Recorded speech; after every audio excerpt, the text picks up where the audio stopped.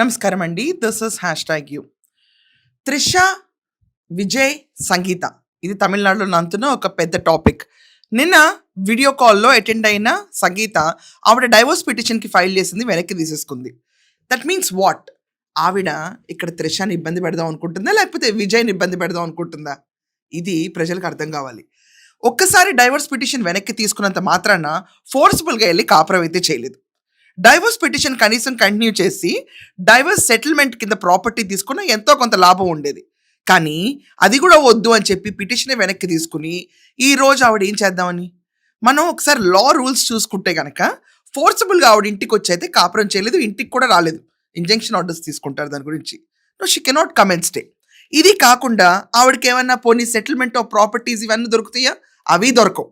ఆవిడ క్లియర్గా కోరుకుంది ఒక అమౌంట్ ఆఫ్ క్యాష్. అది కాకుండా ఆవిడ అడిగింది విజయ్ నివసిస్తున్న ఇండ్లు కూడా ఆవిడ కావాలి అని చెప్పి డిమాండ్ పెట్టింది ఆవిడ.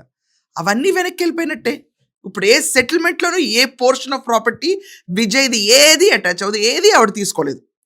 ఇంకా అది కాకుండా ఇప్పుడు కోర్ట్స్ అన్నీ కూడా, సుప్రీం కోర్ట్ ఏమన్నారు, సహజీవనాన్ని లీగలైజ్ చేస్తారు. ఎస్, వాళ్ళిద్దరు కలిసి ఉండొచ్చు, అది ఒక గ్రౌండ్ ఫర్ డివోర్స్ అవుతుంది అంతే. కానీ ఇప్పుడు డివోర్సే వద్దంటుంది. ఎంతకాలం అని ఇలా సహిస్తా ఊరుకుంటుంది.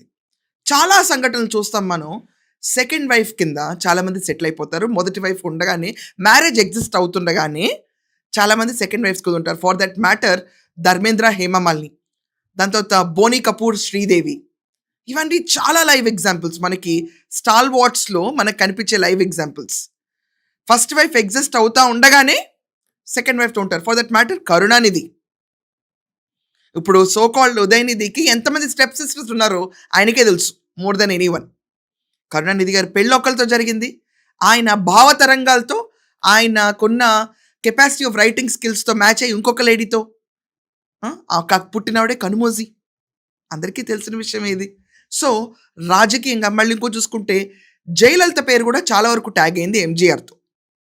ఆయనకి మ్యారేజ్ ఎగ్జిస్ట్ అవుతూ ఉండగానే ఆవిడ పేరు విపరీతంగా ట్యాగ్ అయింది. ఫిలిమ్స్ నుంచి కంటిన్యూ అయిన రిలేషన్షిప్ పాలిటిక్స్లోకి తీసుకెళ్ళింది ఆవిడ్ని.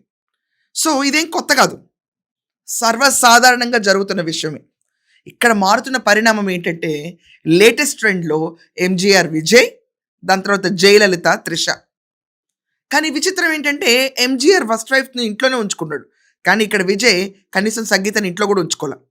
ఎవరిని ఏమీ బెదిరించలేని పరిస్థితిలో ఉన్నాయి ఈరోజు లాస్.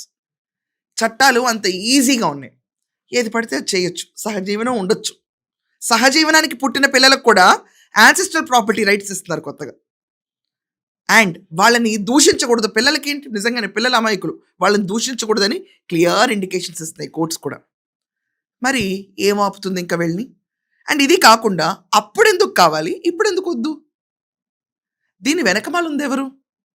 ఒక పొలిటికల్ పార్టీ లేకుండా, ఆవిడకి బఫర్ ఇవ్వకుండా సడన్గా మనసు మారైతే రాదు కదా.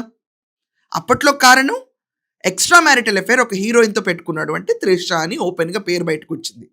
ఈరోజు అదే త్రిషతో ఆయన పెళ్ళిళ్ళకి వెళ్తున్నాడు, ఆయన బర్త్డే కూడా ఆవిడ ఇంట్లోనే సెలబ్రేట్ చేసుకుంటున్నాడు. మారిందే ఉంది, పబ్లిసిటీ ఎక్కువైంది, ఓపెన్ సీక్రెట్ అయిపోయింది. దాన్ని యువత, తమిళనాడు ప్రజలు కూడా ఆమోదించి ఓట్లేశారు. మారేదేమీ లేదు ఇక్కడ. ఆవిడ చేసేది కొత్తగా వినూత్నమైన డాన్స్ ఏం లేదు.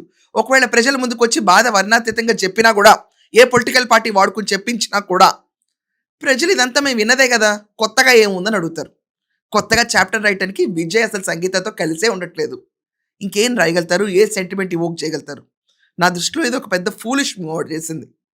అండ్ ఇది కాకుండా ఇప్పుడు డైవోర్స్ విజయ్ ఫైల్ చేయడు, ఆవిడే ఫైల్ చేసుకోవాలి. ఇది సీఎం అలా కూర్చుంటాడు. He will have his own patience. త్రిషతో ప్రాపర్గానే ఉంటాడు, because she's love of his life now.